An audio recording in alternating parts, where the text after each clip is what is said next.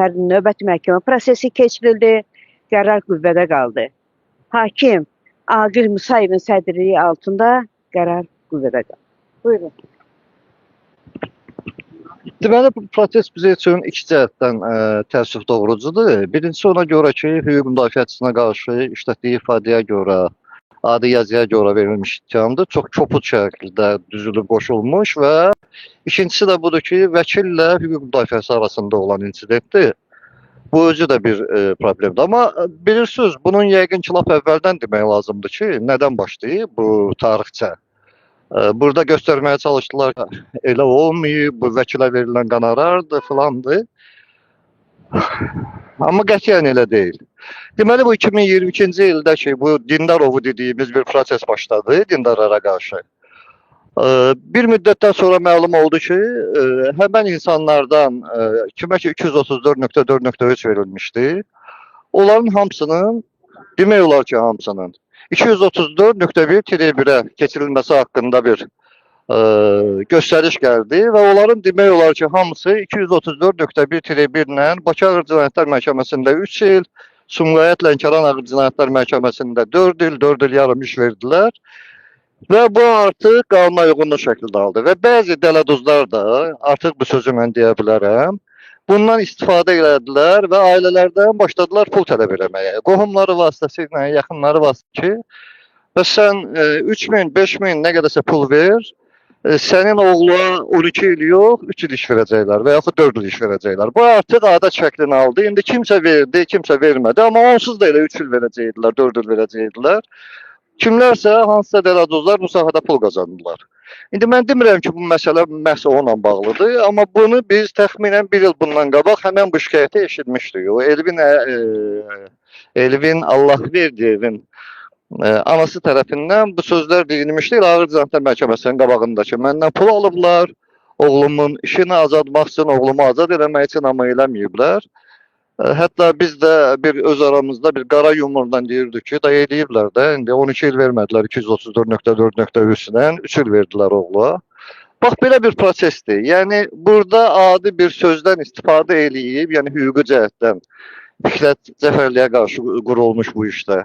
Mənimsə, aldadma sözünün, mənimsəmə sözündən dəyişilməsi ilə istifadə eləyib, hüquqi zəmin yaratdılar və görünən nəticə alındı. Yəni burada artıq necə deyim sizə? Məsələ əvvəldən hüquqi dövr idi, bir kəlmədən ötürü hüquqi məsələyə çevrildi. Əslində qalsa elə həqiqətən də siyasi məsələdir. Və Fikrət Cəfərli siyasi məhbusdur. İndi sifarişli olmağı ondan bilinir ki, yenə deyirəm, əvvəldən burada hüquqi bir şey yox idi. Sadəcə çox araşdırıb, çox axtarıb, axır ki bir sözün dəyişilməsindən istifadə elədilər ki, əgər orijinalda başqa söz idisə, deməli, sən bu tekstin üstündə işləmirsən və sözü dəyişmirsən. Bundan ibarətdir. Yəni, əslinə qalsa, burada nə 147-nin, nə 148-in dispozisiyası yoxdur. Fikrət Cəfərli öz hüquq müdafiə fəaliyyətinə görə həbs olunub və tezliklə də yəqin ki, azad olunar. Buyurun.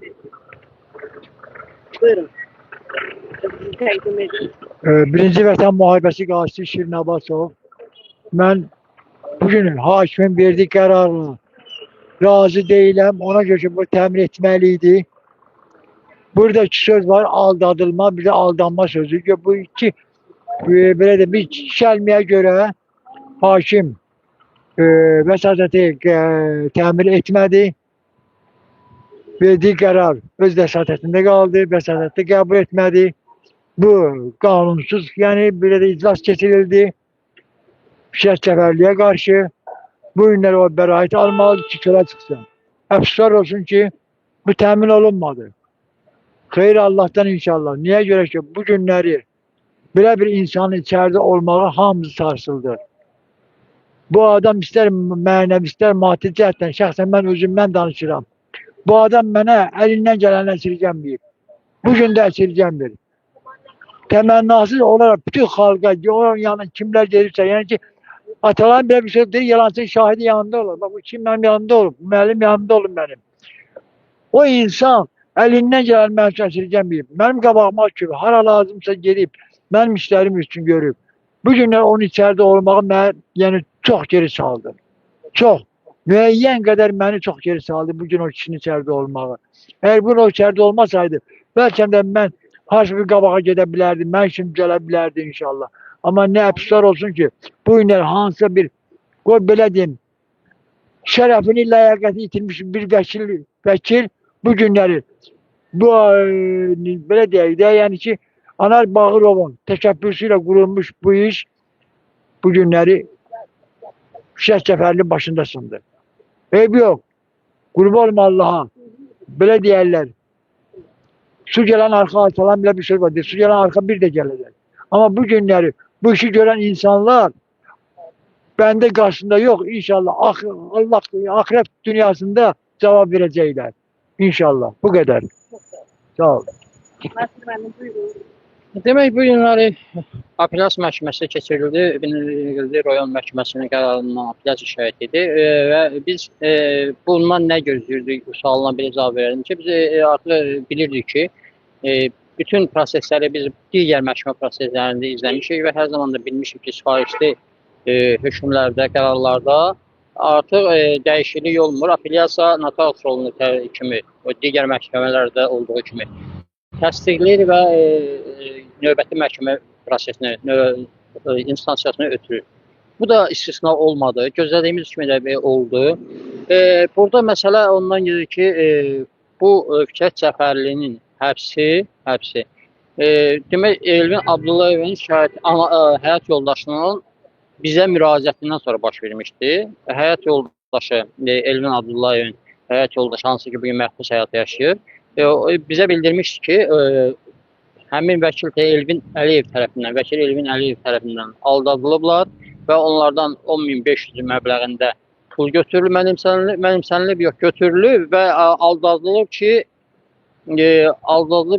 bu pulla biz sizin həyat yoldaşlığı demək, 1 il 6 ay həbs olunmasına şərait yaratacaq, hakimlərlə danışacaq. Bütün bunları o ərizəsində, bizə yazılan ərizədə göstəribsə və bizdən bundan bizim səhifədə paylaşımdan bir gün qabaq da bu haqda Arzu Abdullah öz profil platformasında, Facebook platformasında bu haqda yazmışdıqsa, artıq bizim burada qərəzli, burada göstərir ki, Fikrət Cəfərli qərəzli olaraq yazır. Birincisi, Fikrət Cəfərlinin yazması ilə məlum deyil. Qərəzli sözü işlədilir, amma hansı qərəzdən söhbət gedər? Biz bir təşkilat olaraq fəaliyyətimiz dövründə bizə gələn bütün müraciətlərə dərhal yerindəcə reaksiya vermişik. Bu da növbəti reaksiyalardan biri idi ki, bizdən şikayət gəlmişdi. Biz o şikayət əsasında da həmin materialın yayımlanması üçün şərait yaradılmışdı və yayımlanmışdı. Və orada demək, söz fərqi var idi. Bir sözə görə hüquq müdafiəçisi, hansı ki qeydiyyatdan keçmiş, dövlətdə qeydiyyatdan keçmiş bir hüquq müdafiəçisini həbsi bu günlərə baş verdi. Reallıqda biz bunu artıq gözləyirdik, çünki uzun müddət idi, bilirdik ki, təzyiqlər var. Heç kəs bu günləri hüquq müdafiəçilərindən biz gördük ki, Rüfət Səfərov da bugün həbsdədir. Heç kəs qarantiyada deyil ki, bu gün sabahki gün mənim və digərlərinin həbsi baş verməyəcək. Çünki bu ölkədə danışan dillər artıq hamısı həbsdədir. Nadir insanlar qalmış ki, bu həqiqətləri xalqa, ictimaiyyətə çatdırır və düşünürəm ki, növbəti həbslər də baş verəcək, bu dalğa dayanmayacaqdır. Ta bu danışmaq, sözün həqiqəti çatdıran insanlar axıran çatana qədər. Mən düşünürəm ki, Azərbaycan xalqı bütün bunları gözəl görür və anlayır. Nə baş verdiyini də gözəl anlayır və bugünkü qərar məhz təsdiq olunub saxlanması onu göstərdi ki, bu qərar siyasidir və Fikrət Cəfərlinin həbsi məhz siyasi qərarla alınır. Bu qədər.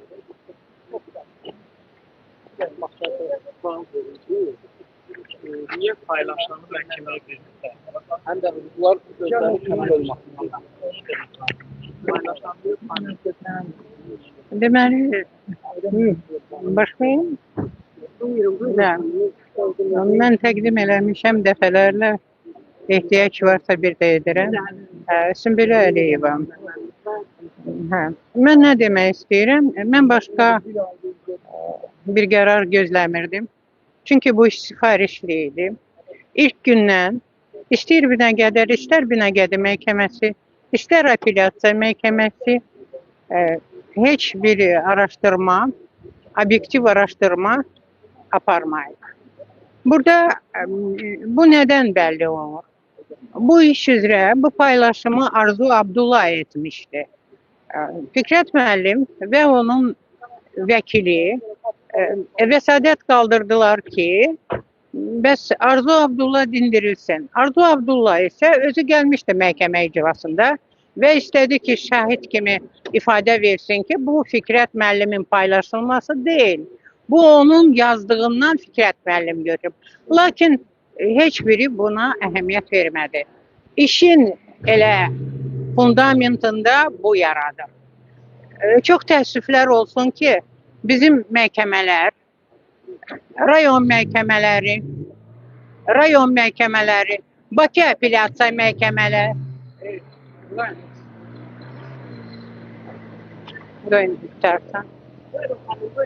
Bakı apellyasiya məhkəməsi iş araşdırma ilə məsul deyil. Yəni ki, burada Binəqədi rayon məhkəməsi bu vəsadətləri təmin etməmişdi. Bakı apellyasiya məhkəməsinin hüququ var idi.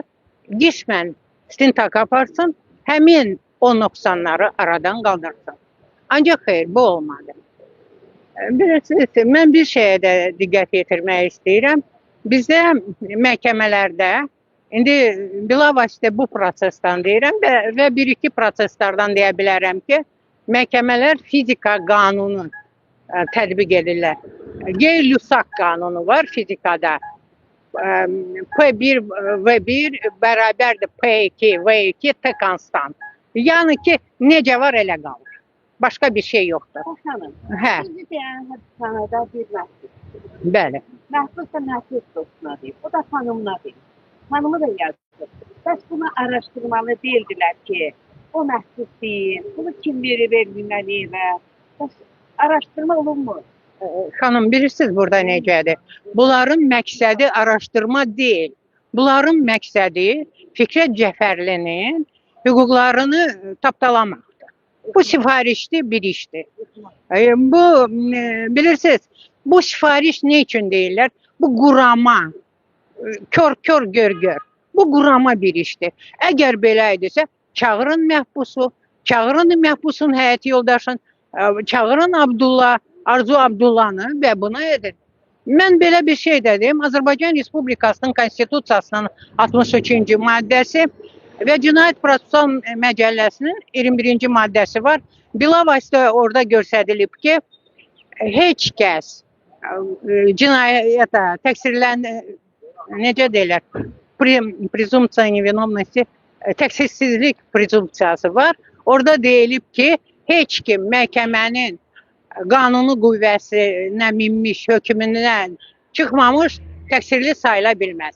Lakin Bakı Ağır Cinayətlər Məhkəməsində hansı bir iş daxil olanda hər yerdə yazı gedir. KİV'də, kütləvi informasiya vasitələrində, internet saytlarında filan kəs ərin öldürüb. Demirlər ki, niyə öldürüb, necə öldürüb. Yəni ki, uşaq hökmü deyirlər. Filan kəs mənimsəmə edib. Mən bu işlərlə bağlı müraciət etdim APA-ya. Ona soruşdum ki, siz niyə üçün belə yazırsınız? Dedilər, Bakı Ağır Cinayətlər Məhkəməsindən bu informasiyanı bizə verirlər və biz səhifəmizdə yazırıq. Yəni, nə demək istəyirəm? Belə baxanda, deməli, bütün şəxslər baxılmamış cinayət işləri üzrə Bakı Ağır Cinayətlər Məhkəməsinin məhkəməyə verməli idi. Çünki araşdırma aparılmayıb, hökm çıxmayıb, apellyasiya məhkəməsi təsdiq etməyib. Bunlar qeyd edirlər, öldürür. Yaxud bunu eləyir. Bilirsiniz, bu işə formal yanaşılıb. Notarial kontorlarında, notariatda heç olmasa sənədlərə baxırlar. Hansı bir sənəti təsdiq etmək edəndə baxırlar. Lakin burada o yoxdur. Bir mənalı Fikrət Cəfərovun işi qərəzli, sifarişli, qurama bir işdir. Hüququ tapdalamaq heç kəsə ixtiyar verilməyib. Heç kim düşünməsin ki, bu şahdır. Düşünməsin ki, bu acizlikdir. Qanunu tapdalamaq qanuna riayət etməmək bu acizlikdir. Heç kimin gücün də göstərmir. O demək deyil ki, filan kəsin gücü var, bunu belə etdi. Bu qanunu tapdalamaq heç kimə ixtiyar verməyib. Bu dövlətə xəyanətdir. Təkcə Fikrət Cəfərliyə yox, dövlətə. Çünki nəyə görə? Araşdırın, gəlsin arzu, desin, sonra qərarınızı verin. Yoxsa o necə deyim, o deyə bilmirəm. Buyurun. Təşəkkür edirəm. Mən bilim. Belə saxlamalıyım. Əmirova Mətanət. Mən deməli, məndən əvvəl burada Fikrət Cəfərli sevənlər danışdılar. Yəni hüquq müdafiəçiləri danışdılar. Mən bir kəlmə söz demək istəyirəm ki, yəni Fikrət Cəfərlinin əvvəlki gün məhkəməsindən mən burada iştirak edirəm. Hətta ayağımın ağrısına baxmayaraq. Onun mənim Fikrət Cəfərliyə olan böyük hörmətimdir. Mən məhkəmənin qərarları ilə razı deyiləm. Çünki Avropa məhkəməsində qarşıdakı əgər belə necə deyirlər, belə qarşıda oturanlar soruşurlar, baxırlar ki, bu adamlar gəlirlər, hətta çəliyi ilə gəlirlər. Niyə gəlirlər? Biri məni heç kəs məcbur eləmir. O mənim ona hörmətim, izzətim gətirir. Və mən nə demək istəyirəm? Yəni, bax bugünkü gün onu açıb buraxmaq çox gözəl olardı, amma buraxmadılar. Niyə? Belə çıxır ki, kaş bizim də məhkəmələr Avropa məhkəməsi kimi olardı. Onun yaxşı insan olmağı. Məsələn, biri mənim özümə pis məqamda mən ona yaxınlaşanda o mənə 2-3 cümlə dedi. Mən inanın elə ruh yüksəkliyi ilə evə getdim və oğluma dedim ki, inanın belə gözəl insanların üstündə Azərbaycan dayanır. Hal-hazırda Fikrət Cəfərli Azərbaycanın ən yaxşı oğullarından biri nahaqdan həbsdədir. Və mən onu çox pis qəbul edirəm və inanın mən istəməzdim belə bir şey olsun. İstəyərdim bizim məhkəmələr insanın, qarşıdakının insaniyyətliyinə də fikir versinlər. Yəni o necə insandır və bu boyda insanlar, hətta bəziləri, mən bu incəlik götürməmişəm, amma mənim ayağım ağrır. Yenə gəlmişəm ona olan istəyimdən, hörmətimdən, sevgimdən. Vəssalam, mən nə istəyirəm? Mən istəyərdim ki, tezliklə onu buraxsınlar. Vaxtlarına ayırıb gələn dostlara, Fikrət sevənlərə təşəkkür edirəm. Hörmətli Paşa bəy, çox sağ olun. Telefonda problem yarandı, düzəlmədi. Yenə də çəkilişimizi davam etdirdik. Bugünkü gündə hamı məhkəmələrə olan inamını itiriblər. Bugünkü gündə imkanı var, ümumiyyətlə elə bir şərait yaradıblar ki, kim kimə kömək eləyirsə, onun torbasını tikirlər. Deyirlər ki, siz hökumətə qarşı çıxırsınız, dövlətə qarşı çıxırsınız. Halbuki bu haqqını istəyir. Bəlkə də bir telefon zəngi ilə həmin o şikayətçinin işə həll olunar. Bunu istəmirlər. Sadəcə deyirlər ki, nə polisdən, nə prokurorluqdan, nə müstəntiqdən, məhkəmədən şikayət eləməyin. Sadəcə mamanızı çağırın. Ay mama. Mama da ölüb kimi çağıraq. Bugün çox biabırçı bir durumdur. Mən Fikrət müəllimə böyük hörmətim var.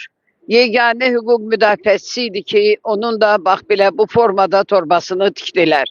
Bununla onlar istəmirlər ki, bu yayımlanma, bu sadəcə primitiv bir şeydir. İndi Fikrət müəllim daha da orada biraz qalandan sonra çıxacaq. Amma indi sonrası nə olacaq? Bax, bizim üçün bu müəmmalıdır. Fikrət müəllimə keçmiş olsun deyirik. Çox sağ olun. Allah can sağlığı versin. Sağ olasın. Sağ olun. Təşəkkür edirəm. Kanalımıza abunə olun, paylaşın. Efirdə olan nasazlığa görə üzr istəyirik.